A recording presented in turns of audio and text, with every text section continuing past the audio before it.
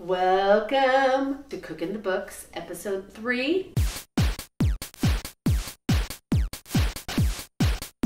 Eat Like You Give a Damn. Our book is our second baby. Our first one is Ruby. This is literally what we eat many, many days of the week. Probably once a day, at least one recipe from this book. I feel a little strange promoting my own book because I'm not very good at self-promotion, which makes it really weird when you have a company that you make everything and then you have to promote it, and it's a lot of emotional duress, but we're gonna make it through this. Writing this cookbook was one of the most difficult projects that we have ever undertaken. We learned so much. It was a huge challenge. It took me a long time to get myself mentally prepared to do it, and I'm so glad I did. Because A, I have this here forever in my kitchen. B, I use this book all the time. And I think that's the biggest takeaway. The recipes are solid, they're not gonna let you down, and they're delicious. We wrote this cookbook because we knew that there needed to be a cookbook out there that would have been the one Josh needed when he went vegan. He went vegan, he didn't know how to cook, he didn't have a lot of support. He just needed the basics, but he wanted it to be tasty, easy, accessible, all of the things that good food should be. This book is just that. It starts out with a little bit about why we're vegan and who we are. It has some information about, like, you know, the basic questions that you get asked all the time, like, where do vegans get their protein, and I could never give up cheese. We cover some of those basics, so it has a little bit of a lifestyle bent to it as well.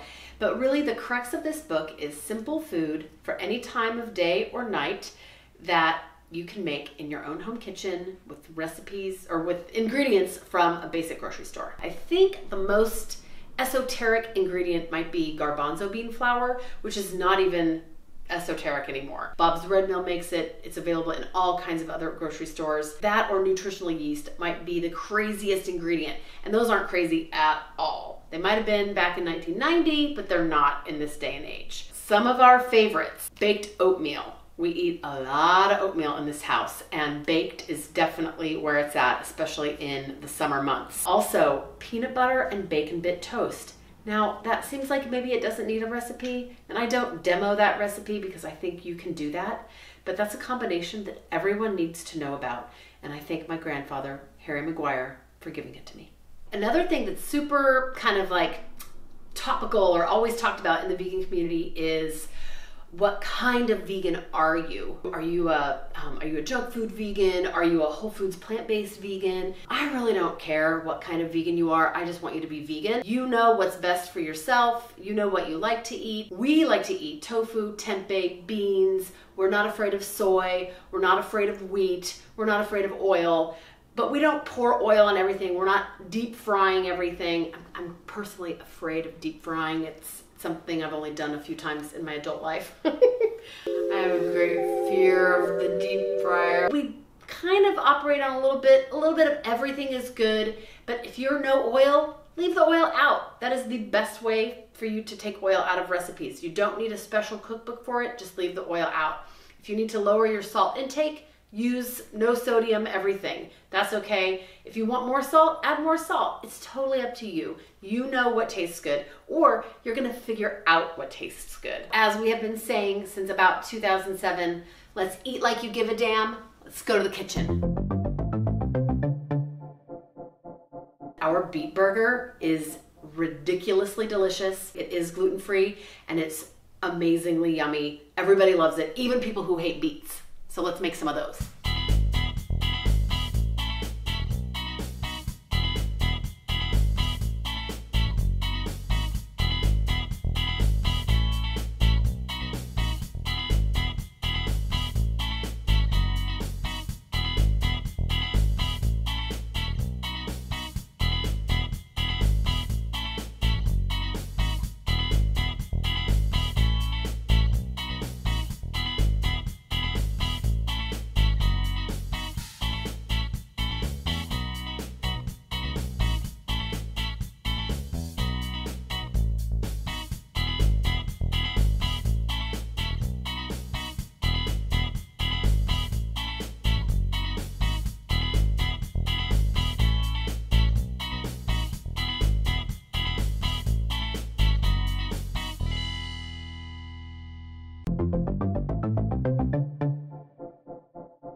I love polenta. I sing the praises of polenta. I am always amazed that people don't eat polenta all the time. It is so versatile and delicious, and you can make French fries from it.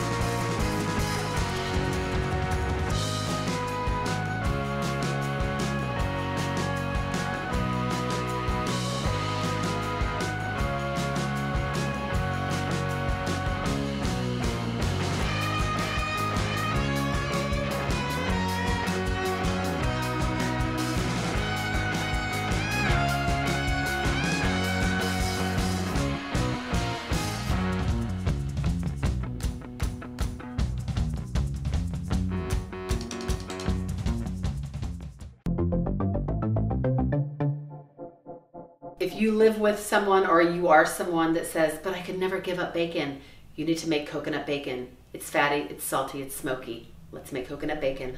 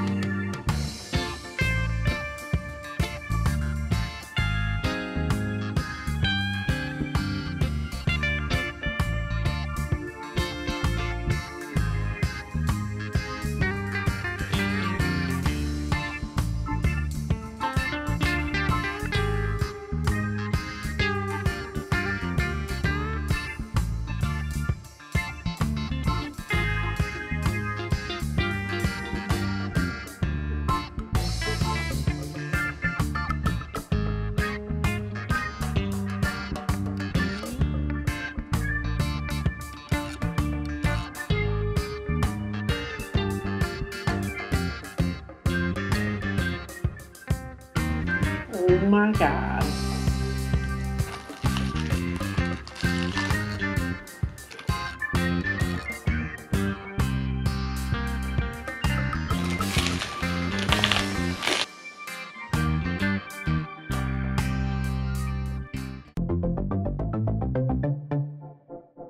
Potatoes, love potatoes. We eat them almost every single day.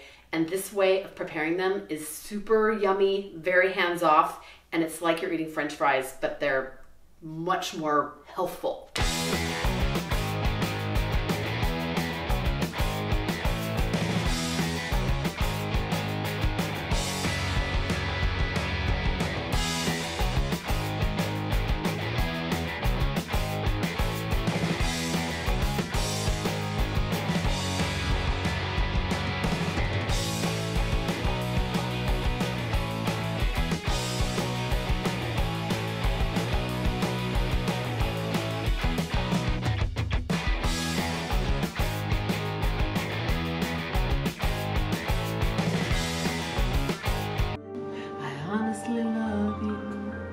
I'm not trying to make you feel